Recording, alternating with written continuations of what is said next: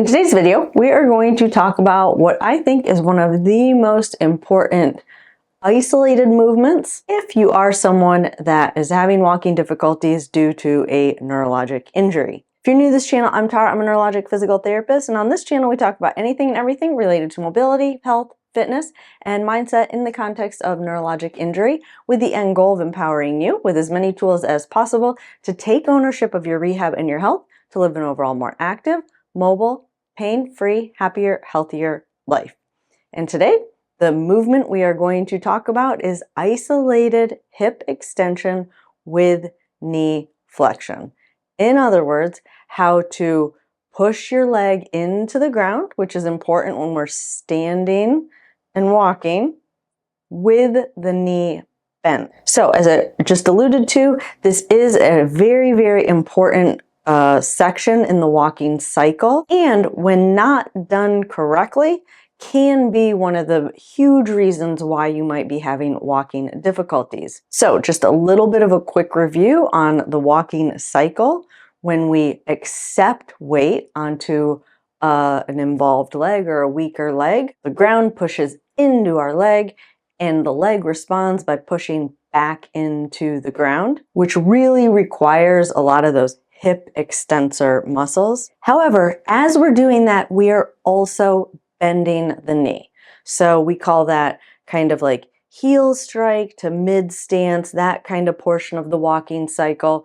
We're pushing the leg into the ground, but we're also moving our body forward and starting to bend the knee in preparation for the swing phase of walking. So why is this such a critical component of the walking cycle when it comes to a neurologic injury? Or why is this oftentimes the most impacted portion of the walking cycle? Well, it's something that has to do with what we call synergy patterns. In this case, it would be an extensor synergy pattern. So synergy patterns or abnormal synergy patterns are when muscles link up together abnormally that can result after a brain injury or a spinal cord injury. An extensor synergy pattern is when the muscles that extend the hip link up together with the muscles that straighten the knee out. So that critical component of the walking cycle where your hip needs to be extending and your knee needs to be bending sometimes is quite challenging if you are someone that either one has what I call those abnormal synergy patterns, or you have another situation that can occur after a brain or a spinal cord injury, and that is spasticity. Spasticity is just an involuntary contraction, and in the context of a brain or a spinal cord injury, it is pretty common to have spasticity or this involuntary contraction in the quadricep muscles. The quadricep muscles are the muscles that straighten the knee out. So the main part of the walking cycle, just to review, that oftentimes is impacted after a brain or a spinal cord injury is that heel strike into loading that leg in preparation for the swinging phase. So basically the standing phase of the walking cycle. And this phase oftentimes is impacted after a stroke or a brain injury or a spinal cord injury because of two situations that occur after a brain injury or spinal cord injury.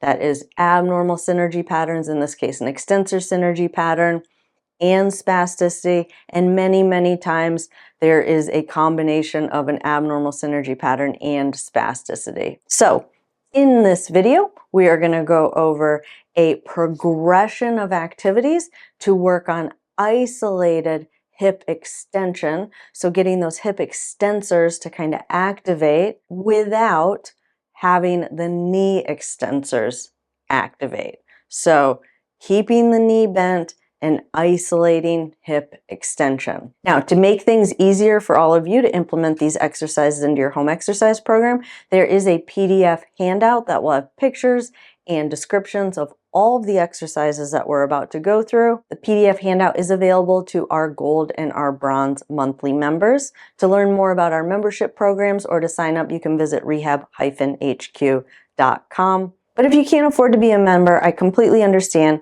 That's why I also have included a link to get our free balance retraining home exercise program. That is also a PDF, and a link to get that free handout is also in the description below. But now enough about that. Let's go ahead and dive into the exercises.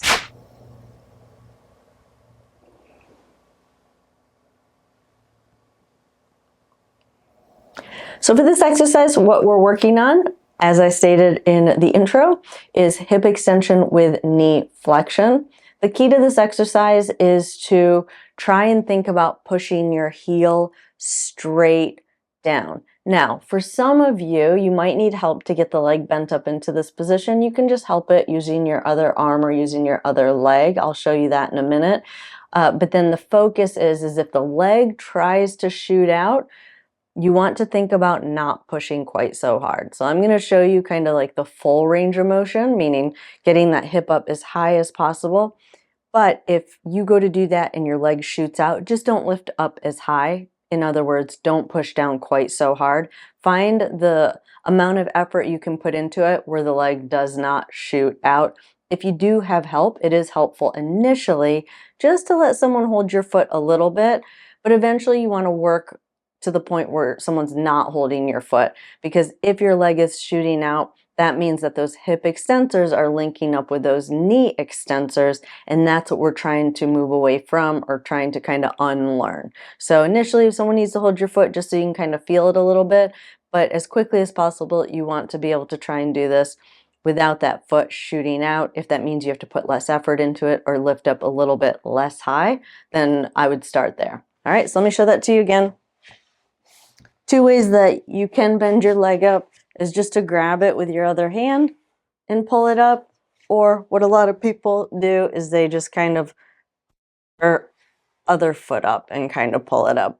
But find whatever works for you. Just try and find a way where you can get your knee bent up as much as possible. And then again, you want to think about pushing straight down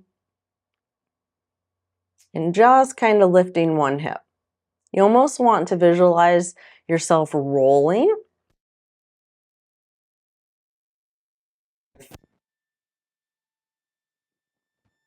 leg that you're pushing.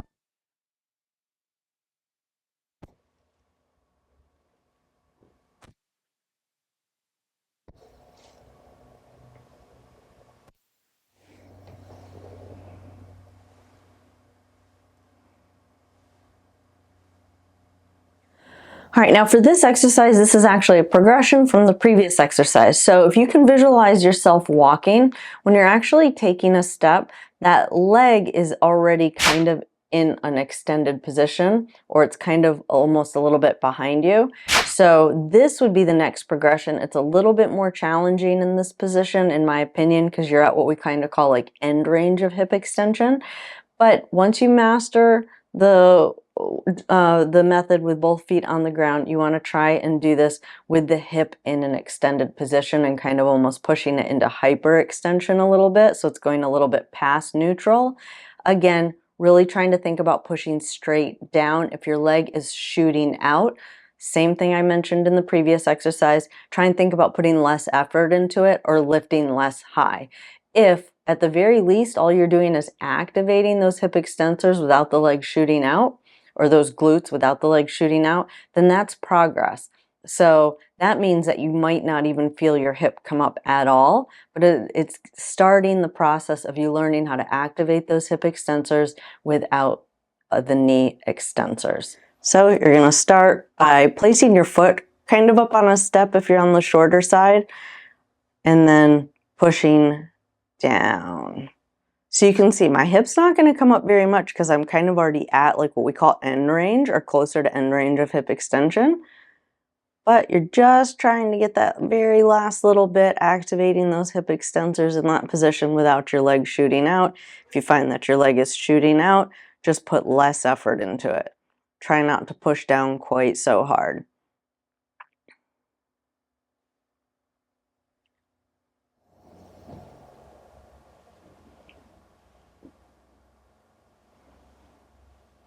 So for this exercise, what we're working on again is isolated hip extension with knee flexion. So for this one, you really want to focus on getting your hips forward. So you want your hips out in front of your hands. And again, you don't want that leg kind of shooting out from underneath you, so you don't want it shooting out like that. You're just going to kind of keep those hips up, and then you're going to lift the opposite leg. So think about driving that heel down into the ground, just like we've done on the first two exercises, and lifting the opposite leg.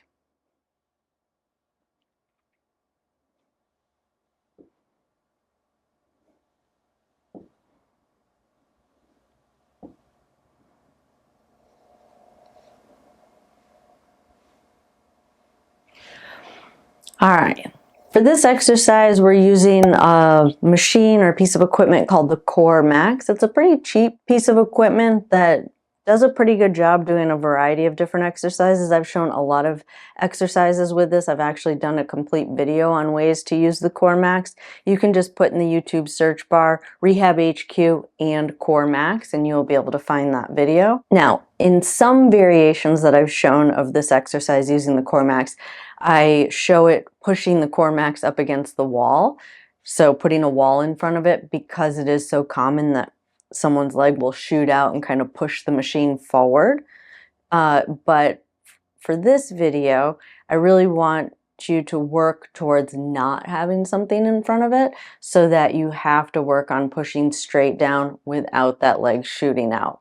Now, the nice thing about this is you'll see your leg move regardless. So even if your leg just goes down a little bit, and maybe you even think, because I've heard patients say this, that, oh, I'm not doing anything, it's just the weight of my leg or whatever, that's fine. You're trying to get a little bit of feedback. What happens when I keep my knee extensors relaxed and just try and activate those hip extensors a little bit? So that's what I'd encourage you to do. Just keep working on it and figuring out how to see the leg go down, even if it is just the weight of your leg, without that knee shooting out. So we talk about inhibition exercises when it comes to spasticity as being extremely valuable. So instead of activate, activate, activate, get the leg to move, that's like what we would call more of like an activation type of command.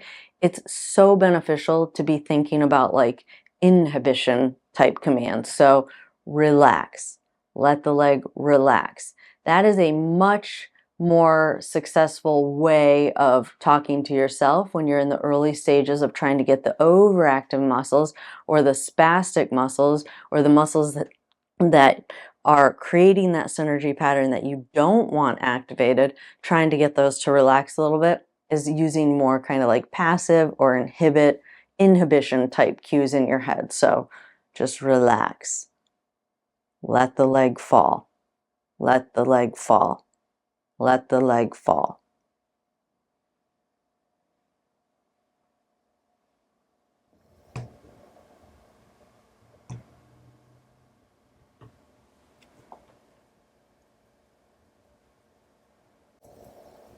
So I showed two variations of this exercise. What we're working on is half kneeling with the working leg, knee down.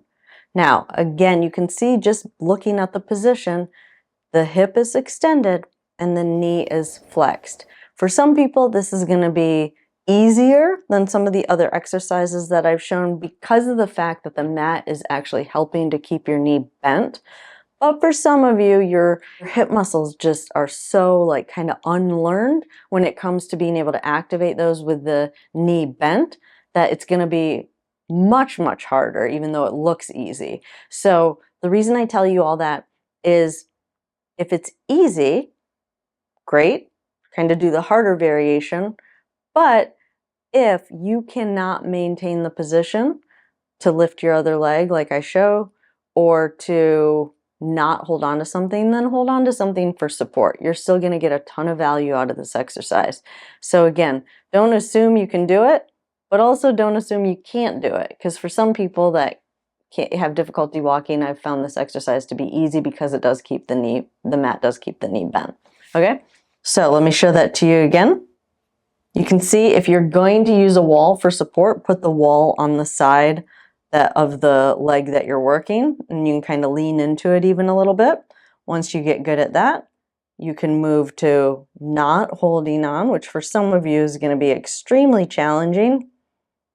If you can do that, then you can try and lift the opposite leg.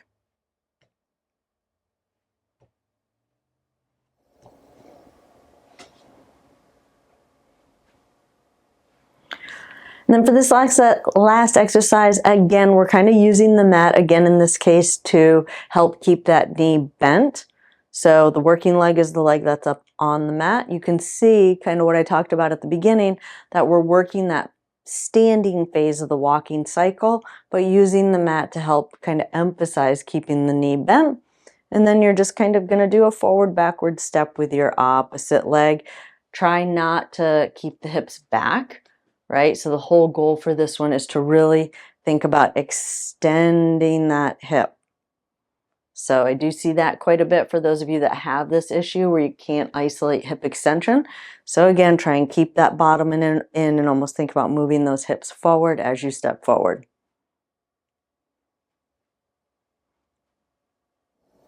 And then that is it for this video. I hope you guys found this video helpful. For some of you, it is going to be a review, but I haven't made a video talking about this idea in a really long time. So it's always good to review the basics a little bit. So hopefully you got something out of this video. So hopefully there's something you can take away from the list of exercises that I just showed. Don't forget there is a PDF handout that goes along with this video if you are a gold or a bronze member. To learn more about our membership programs or to sign up, you can visit rehab-hq.com. Also, for those of you who can't sign up, I have also included a link for a free handout of balance exercises. To get instant access to that handout for free, link for that is also in the description below. If you're new to this channel and you haven't yet subscribed, go ahead and hit that subscribe button. Turn on that notification bell so that you'll get notified every time I upload new videos. I enjoyed spending time with you all today, and I'll see you in the next video. Have a good day.